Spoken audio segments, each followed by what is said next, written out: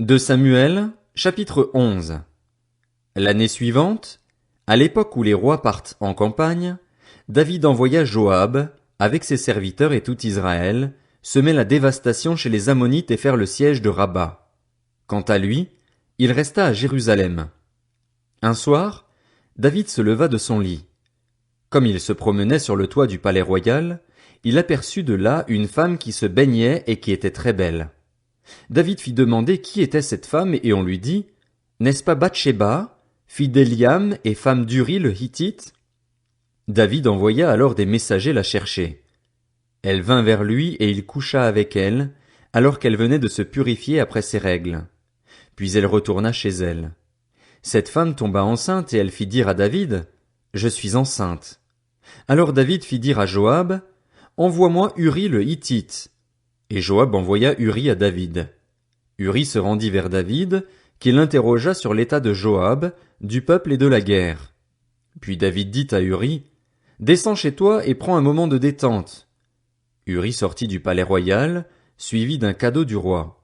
Mais il se coucha à la porte du palais royal, avec tous les serviteurs de son maître, et il ne descendit pas chez lui. On en informa David en lui disant, Uri n'est pas descendu chez lui. David dit à Uri, n'arrives-tu pas de voyage? Pourquoi n'es-tu pas descendu chez toi? Uri lui répondit, l'arche de l'alliance ainsi qu'Israël et Juda habitent sous des tentes. Mon seigneur Joab et les serviteurs de mon seigneur campent en rase campagne et moi, je rentrerai chez moi pour manger et boire et pour coucher avec ma femme? Aussi vrai que tu es vivant et que ton âme est vivante, je ne ferai pas cela. David dit à Uri, reste ici aujourd'hui encore et demain, je te laisserai repartir.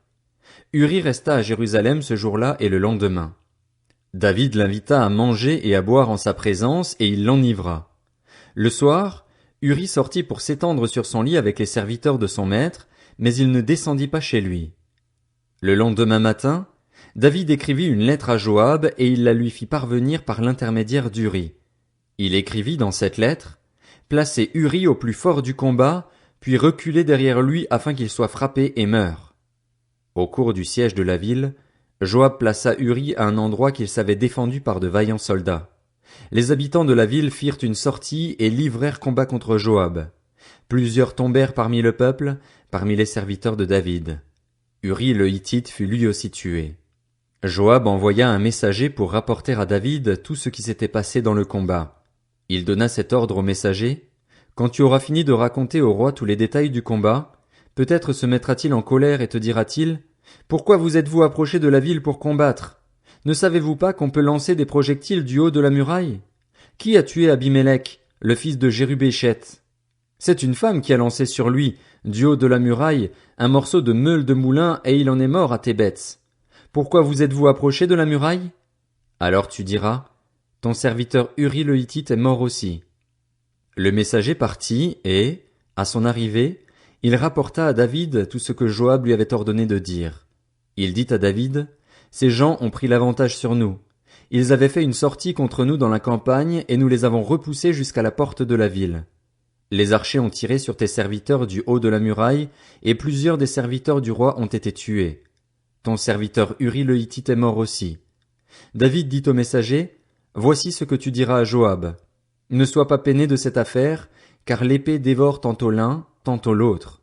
Renforce ton combat contre cette ville et détruis-la. Quant à toi, encourage-le. La femme d'Uri apprit que son mari était mort et elle le pleura.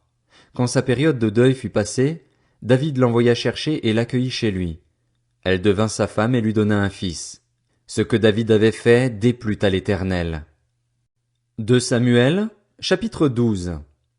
L'Éternel envoya Nathan vers David. Il vint donc le trouver et lui dit, il y avait dans une ville deux hommes, l'un riche et l'autre pauvre. Le riche avait des brebis et des bœufs en très grand nombre.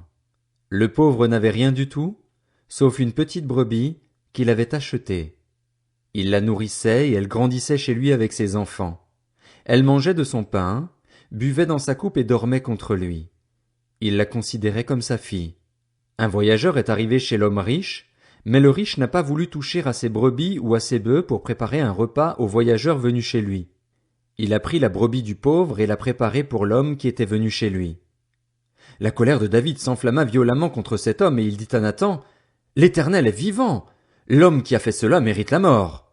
En outre, il remplacera la brebis par 4 autres, puisqu'il a commis cet acte et s'est montré sans pitié. Nathan déclara alors à David, c'est toi qui es cet homme-là. Voici ce que dit l'Éternel, le Dieu d'Israël. Je t'ai désigné par onction comme roi sur Israël et je t'ai délivré de Saül. Je t'ai donné la famille de ton maître. J'ai mis ses femmes contre ta poitrine et je t'ai donné la communauté d'Israël et de Juda. Si cela avait été trop peu, j'y aurais encore ajouté. Pourquoi donc as-tu méprisé la parole de l'Éternel en faisant ce qui est mal à mes yeux? Tu as tué par l'épée Uri le Hittite, tu as pris sa femme pour faire d'elle ta femme et lui, tu l'as tué sous les coups d'épée des Ammonites. Désormais, puisque tu m'as méprisé et que tu as pris la femme d'Uri le Hittite pour faire d'elle ta femme, l'épée ne s'éloignera plus de ton foyer. Voici ce que dit l'Éternel. Je vais faire sortir de ta propre famille le malheur contre toi, et je vais prendre sous tes yeux tes propres femmes pour les donner à un autre, qui couchera au grand jour avec elles. En effet, tu as agi en secret, mais moi, c'est en présence de tout Israël et en plein jour que je ferai cela. David dit à Nathan, j'ai péché contre l'Éternel. Nathan lui répondit, l'Éternel pardonne ton péché, tu ne mourras pas. Cependant, parce que tu as fait blasphémer les ennemis de l'Éternel en commettant cet acte, le fils qui t'est né mourra. Nathan retourna chez lui. L'Éternel frappa l'enfant que la femme d'Uri avait donné à David, et il fut gravement malade. David pria Dieu pour l'enfant et jeûna.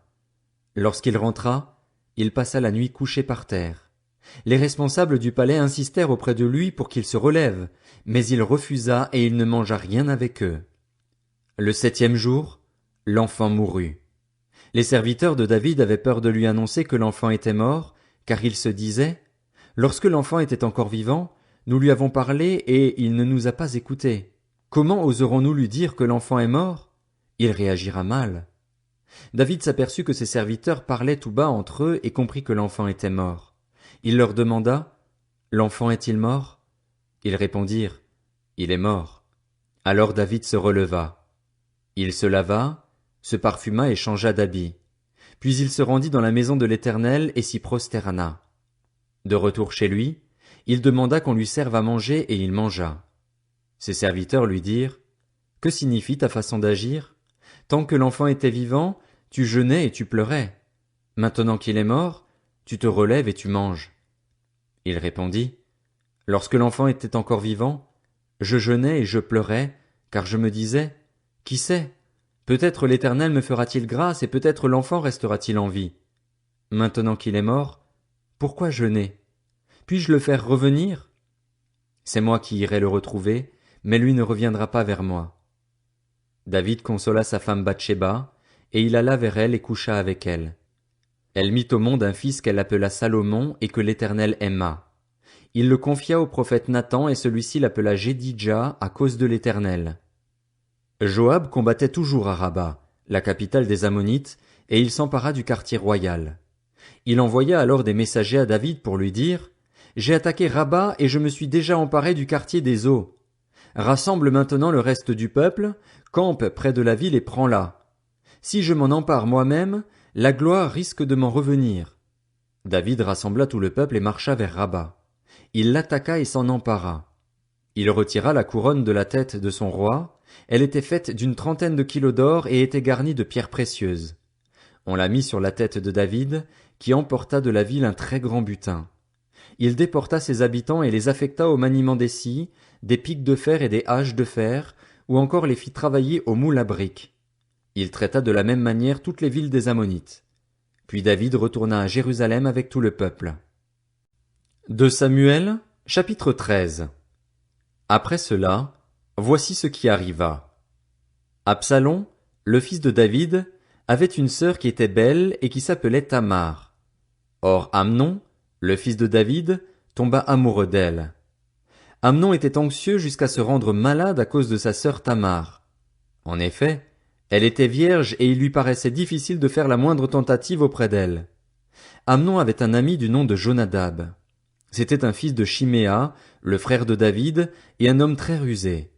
Il lui demanda, « Pourquoi deviens-tu donc chaque matin plus abattu, toi qui es un fils de roi, ne veux-tu pas me le dire? Amnon lui répondit, j'aime Tamar, la sœur de mon frère Absalom. Jonadab lui dit, mets-toi au lit et fais le malade. Quand ton père viendra te voir, tu lui diras, permets à ma sœur Tamar de venir me donner à manger. Qu'elle prépare un plat sous mes yeux, afin que je le voie, et qu'elle me serve elle-même à manger. Amnon se coucha et fit le malade. Le roi vint le voir et Amnon lui dit, que ma sœur Tamar vienne donc faire 2 gâteaux sous mes yeux et qu'elle me les serve elle-même. David fit dire à Tamar dans ses appartements, va donc chez ton frère Amnon et prépare-lui un plat. Tamar alla chez son frère Amnon, qui était couché. Elle prit de la pâte, la pétrit, prépara des gâteaux devant lui et les fit cuire. Elle prit ensuite la poêle et les déposa devant lui, mais Amnon refusa de manger.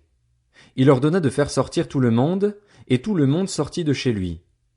Alors Amnon dit à Tamar, apporte le plat dans la chambre et sers-moi. Tamar prit les gâteaux qu'elle avait faits et les porta à son frère Amnon dans la chambre.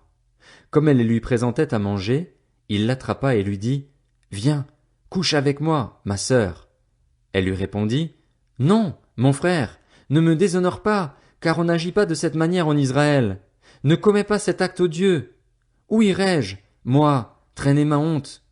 Et toi, tu serais comme l'un des plus ignobles en Israël. Maintenant, parle donc au roi et il ne m'empêchera pas d'être à toi. Mais il ne voulut pas l'écouter. Il se montra plus fort qu'elle et il la viola, il coucha avec elle. Puis Amnon éprouva de la haine envers elle, une haine plus forte encore que ne l'avait été son amour, et il lui dit, lève-toi, va-t'en. Elle lui répondit, non, n'augmente pas, en me chassant, le mal que tu m'as déjà fait. Il refusa de l'écouter. Appelant le garçon qui était à son service, il dit, qu'on fasse partir cette femme de chez moi, qu'on la mette dehors, et ferme la porte derrière elle. Elle portait une robe de plusieurs couleurs. C'était en effet la tenue que portaient les filles du roi aussi longtemps qu'elles étaient vierges. Le serviteur d'Amnon la fit sortir et ferma la porte derrière elle. Tamar déversa de la cendre sur sa tête et déchira sa robe multicolore. Elle mit la main sur sa tête et s'en alla en poussant des cris. Son frère Absalom lui dit, est-ce que ton frère Amnon a couché avec toi? Maintenant, ma sœur, garde le silence, car c'est ton frère. Ne prends pas cette affaire trop à cœur. Et Tamar s'installa, accablée, chez son frère Absalom. Le roi David apprit tout ce qui s'était passé et il en fut très irrité. Quant à Absalom, il ne parla ni en bien ni en mal à Amnon, mais il éprouva de la haine pour lui parce qu'il avait déshonoré sa sœur Tamar. 2 ans après, comme il avait les tondeurs de moutons chez lui à Baal-Hatsor, près d'Éphraïm, Absalom invita tous les fils du roi. Il alla trouver le roi et dit, ton serviteur a les tondeurs de moutons chez lui. Que le roi et ses serviteurs viennent chez ton serviteur. Le roi dit à Absalom, non, mon fils, nous n'irons pas tous chez toi, nous risquerions d'être une charge pour toi. Absalom insista auprès de lui, mais le roi ne voulut pas y aller. Toutefois, il le bénit. Absalom dit, permets du moins à mon frère Amnon de venir avec nous. Le roi lui répondit, pourquoi irait-il chez toi?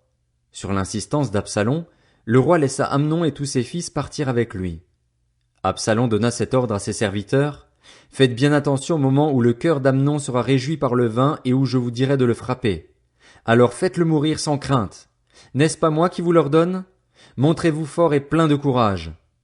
Les serviteurs d'Absalom traitèrent Amnon comme Absalom l'avait ordonné. Tous les fils du roi se levèrent alors, montèrent chacun sur son mulet et s'enfuirent. Ils étaient encore en chemin quand le bruit parvint à David qu'Absalom avait tué tous les fils du roi et qu'il n'y avait pas un seul survivant. Le roi se leva, déchira ses habits et se coucha par terre. Tous ses serviteurs se tenaient là, les habits déchirés. Jonadab, fils de Chiméa, le frère de David, prit la parole. Il dit, que mon Seigneur ne pense pas que ce sont tous les jeunes gens, tous les fils du roi, qu'on a fait mourir. En effet, seul Amnon est mort.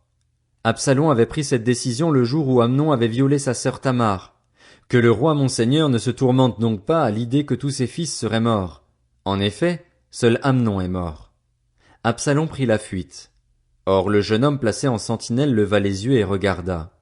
Il vit une grande troupe venir par le chemin qui était derrière lui, du côté de la montagne. Jonadab dit au roi, « Voici les fils du roi qui arrivent. » Cela confirme ce que disait ton serviteur. Il finissait de parler quand les fils du roi arrivèrent. ils se mirent à pleurer tout haut. Le roi et tous ses serviteurs pleurèrent eux aussi abondamment. Absalom avait pris la fuite et il se rendit chez Talmaï, fils d'Ammihur et roi de Guéshur. Quant à David, il menait tous les jours deuil sur son fils. Absalom resta 3 ans à Guéshur, où il s'était rendu après avoir pris la fuite. Le roi David cessa de poursuivre Absalom lorsqu'il fut consolé de la mort d'Amnon.